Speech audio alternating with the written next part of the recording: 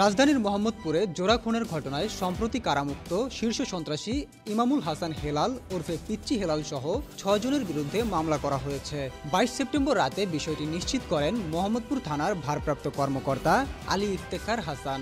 এ মামলার অন্য আসামিরা হলেন রাহুল, শাহরুখ, রয়েল, পারভেজ ও ইমন। তবে হত্যায় জড়িত কাউকে এখন পর্যন্ত গ্রেপ্তার করতে পারেনি পুলিশ।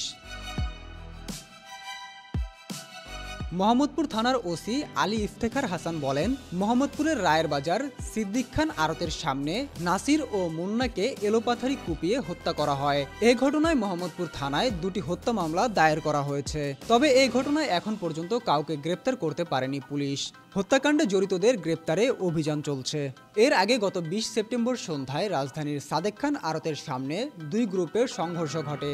এ সময় নাসির ও মুন্নাকে কুপিয়ে জখম করে দুর্বৃত্তরা। পরে নাসিরকে উদ্ধার করে ঢাকা মেডিকেল কলেজ হাসপাতালের জরুরি বিভাগে নিয়ে গেলে কর্তব্যরত চিকিৎসক তাকে মৃত ঘোষণা করেন এবং মুন্নাকে শহীদ সোহরাওয়ার্দী মেডিকেল কলেজ হাসপাতালের জরুরি বিভাগে নিয়ে গেলে তাকেও মৃত ঘোষণা করেন চিকিৎসক।